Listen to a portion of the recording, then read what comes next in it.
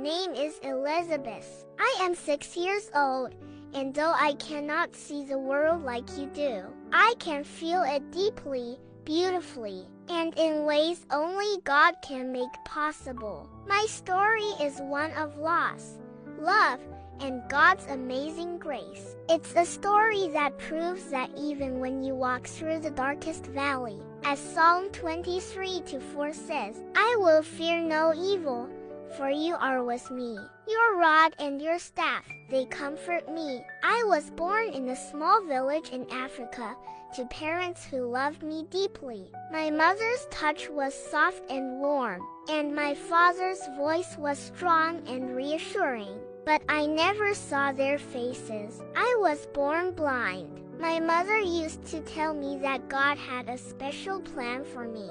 Even though I couldn't see the sunlight or the stars, she would sing me songs about Jesus, about how he heals, provides, and loves unconditionally. But when I was just a baby, something happened. My parents were gone. I survived, but I lost everything: my parents, my home, and any chance of seeing the faces of the people who loved me. It was a time of great darkness, both physically and emotionally. But even then, God's hand was on my life. Psalm 68:5 says, A father to the fatherless, a defender of widows, is God in his holy dwelling. I didn't know it yet, but God was about to become my father in ways I could not imagine. After the fire, I was taken to an orphanage. It was a humble place, but the people there were kind.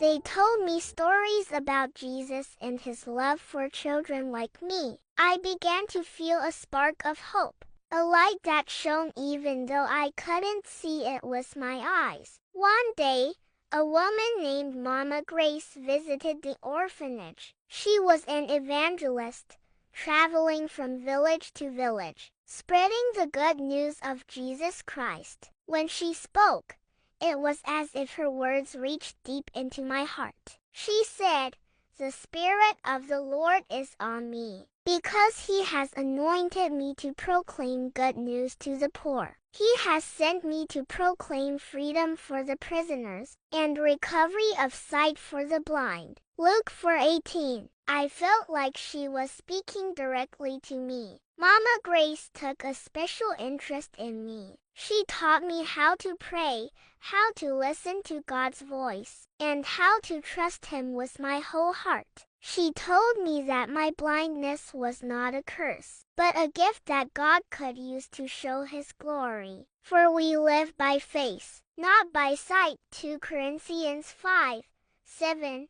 She would remind me. It was during one of these lessons that I decided to give my life to Jesus. I was only 4 years old, but I knew in my heart that I wanted to serve him. From that day on, my life began to change. At the orphanage, I was given a dog named Jack. Jack was no ordinary dog. He was a gift from God. He became my eyes, guiding me wherever I needed to go. But Jack was more than just a helper. He was my friend, my companion, and my reminder that I was never alone. Whenever I held Jack's leash, I felt like I was holding on to God's hand. When I turned 6, I felt a strong calling in my heart. I wanted to tell people about Jesus, just like Mama Grace did. I wanted to share the love that had saved me, the love that had given me hope when I had none. So, with Jack by my side, I started going from village to village, sharing my story. Let me tell you about Jesus, I would say to the people who gathered to listen. I told them how he had been my comfort in the darkest times, how he had given me a family in the orphanage, and how he had given me a purpose even though I was blind. I would quote Romans 8:28.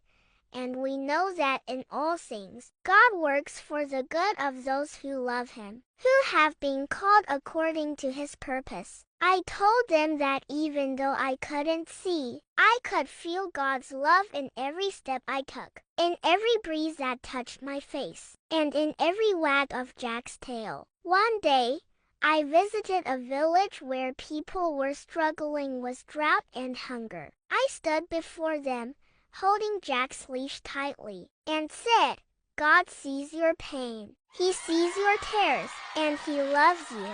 I shared the story of Hagar, who called God El Roi, the God who sees, because he saw her in her distress. Genesis 16:13. As I spoke, I could hear people crying. I told them that Jesus said in Matthew 11:28, Come to me, all you who are weary and burdened, and I will give you rest. By the end of that day, many people had come forward to give their lives to Jesus. Jack and I continued our journey, visiting schools, markets, and churches. Each time, I shared how God had been my strength. I told them about the fire, about losing my parents, and about how Jesus had become my everything. I told them that even though I couldn't see the world, I could see God's love shining brightly in my heart. One of my favorite Bible verses is Psalm 27:10.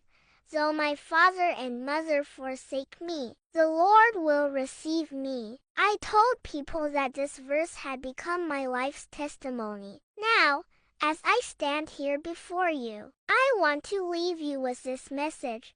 No matter what you're going through, no matter how dark your situation may seem, God is with you. He loves you, and he has a purpose for your life. And if he can use a little blind girl like me to share his word, he can use you too. All you have to do is trust him.